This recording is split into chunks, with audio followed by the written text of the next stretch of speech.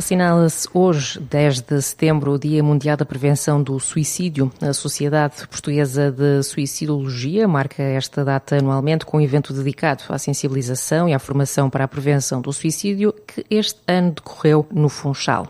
Na Madeira, a taxa de mortalidade por suicídio é de 6,3 por 100 mil habitantes, mais baixa do que em Portugal, onde chega aos 9,8. Paulo Barbosa explica que a taxa em Portugal tem vindo a estabilizar. O suicídio é um problema de saúde pública, é reconhecido como tal em Portugal e nos países de todo o mundo. Apesar de Portugal ter taxas, as taxas de Portugal são relativamente, não são muito altas comparadas com os países da Europa, mas ainda assim nós temos um problema particularmente importante nas pessoas mais velhas e principalmente das zonas mais rurais do país, em particular do Alentejo. No caso da Madeira temos taxas relativamente mais baixas e com dinâmicas um bocadinho diferentes do continente. Mas que tem-se notado em Portugal uma estabilização da taxa, apesar dela ter descido relativamente aos últimos anos. São números muito pequenos ainda e que não é possível estabelecer propriamente um padrão. O que tem acontecido em todo o mundo é uma redução das taxas de suicídio nos países desenvolvidos. O membro do Grupo da Estratégia Nacional de Prevenção do Suicídio explica que o suicídio está amplamente ligado a problemas de saúde mental. Garantir melhor acesso aos serviços de saúde, particularmente saúde mental, será uma forma de ajudar estas pessoas. O suicídio relaciona-se principalmente com situações de exclusão, de pobreza e de falta de acesso aos serviços de saúde mental. O suicídio é um problema que afeta principalmente as pessoas com doença mental. Mais de 90% das pessoas que morreram por suicídio tinham uma doença mental, mas depois também existem as próprias vulnerabilidades da pessoa, as situações que lhe acontecem, as situações de stress que podem influenciar e que a determinado momento podem provocar o desenvolvimento de ideação suicida. E por isso o sistema deve estar focado no tratamento da doença, na maior acessibilidade das pessoas aos serviços de saúde e também na criação de condições de segurança para que as pessoas em crise consigam chegar atempadamente ao serviço sem estar em risco de passar ao ar. E depois de intervenções que extravasam a área da saúde, que são intersetoriais, para criar boas condições de vida às pessoas, promover o seu bem-estar e a vida em comunidade. Assim, são os sintomas de depressão aqueles que mais preocupam. Habitualmente estamos preocupados com sintomas muito associados à depressão. Uma pessoa que está com um discurso mais pessimista, que se sente mais em baixo, que deixou de se arranjar tanto, que não tem vontade de fazer as coisas habituais, que não lhe apetece sair com os amigos, com a família, está menos empenhada na participação social com as outras pessoas. São pessoas que merecem que alguém lhes pergunte se está tudo bem. E às vezes basta isto para nós para nós podermos assegurar-nos que podemos ajudar. Essencialmente, a grande parte das pessoas que morrem por suicídio tinham uma depressão. Portanto, os sintomas de depressão são aqueles que mais nos preocupam. Filipa Gomes, que integra o Grupo de Prevenção do Suicídio no Serviço de Psicologia do César Ramo, considera errado que não se fale sobre este tema. Ressalva a importância de se quebrarem tabus.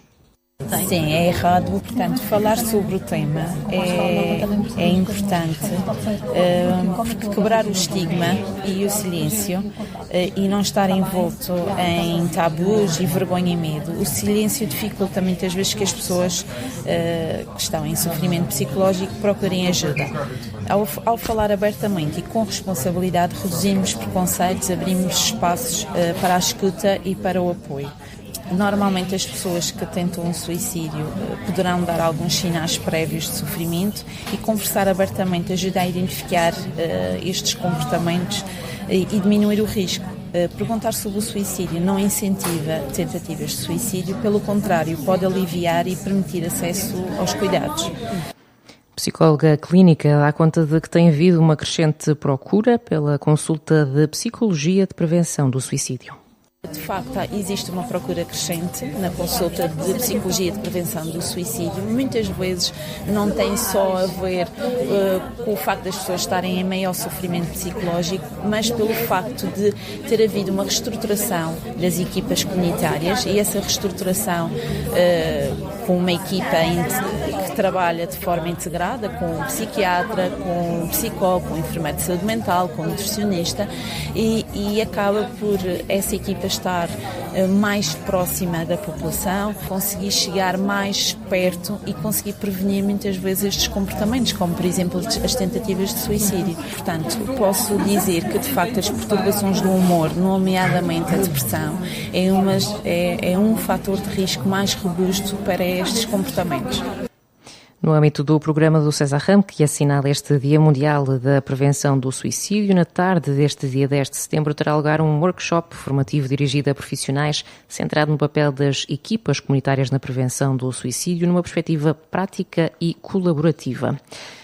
A SONAI vai investir 50 milhões de euros na região ao longo dos próximos 3 anos. Em parte, este investimento destina-se a aumentar em 30% a capacidade logística na Madeira, através da construção de um novo edifício de temperatura controlada. O novo centro logístico terá uma área de implantação de 2.700 metros quadrados e está previsto que inicie a sua atividade no início de 2027, com capacidade total a ser alcançada até 2035. Pedro Bartolo, administrador do Modelo Continente, explica que a expansão do grupo na Madeira tem exercido pressão em toda a cadeia, sobretudo em altura de pico. Portanto, a mercadoria tem maioritariamente origem no continente e essa mercadoria tem de vir para a região autónoma da Madeira. E as condições estão a chegar a um limite daquilo que é sustentado em alturas de pico, ou seja, em velocidade de cruzeiro, a operação corre com naturalidade, começa a ficar muito pressionada nas alturas de maior pico. Estamos a ter dificuldade em embarcar todos os contentores necessários no navio, continuamos a ter alguma dificuldade para fazer a gestão prioritária dos contentores mais tensos, ou seja, os de frescos, e portanto aquilo que nós estamos a pensar fazer é aumentar a nossa capacidade logística com um novo polo dedicado à temperatura controlada dos nossos produtos. Nós temos atualmente este polo aqui em Água de Pena e aquilo que estamos a pensar fazer é fazer com que a nossa base de frescos passe para uma nave um bocadinho mais em baixo dentro do mesmo polo, para ficarmos com 2 naves, uma dedicada ao ambiente e outra dedicada aos frescos. Será um investimento de 10 milhões de euros para responder às necessidades do mercado regional. Os números foram anunciados pelo secretário regional da Economia, José Manuel Rodrigues, numa visita ao entreposto de Água de Pena. O governante deu conta também de que 20 milhões serão aplicados já este ano na remodelação de lojas e a abertura de novos espaços. A SONAI, o Modelo e o Continente vão investir 50 milhões de euros nos próximos 3 anos na Madeira, sendo que 20 milhões de euros serão já este ano e tem a ver com a abertura de novas lojas e com a remodelação de lojas já existentes.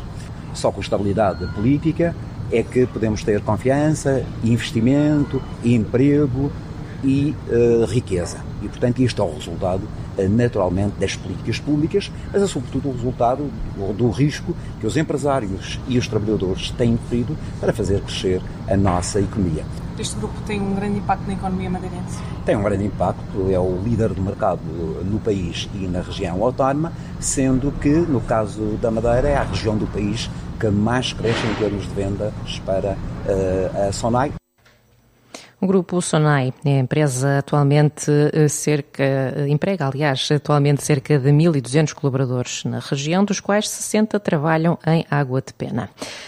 A madeirense Madalena Costa sagrou-se campeã da Europa Absoluta em patinagem artística livre em Trieste, Itália, esta segunda-feira.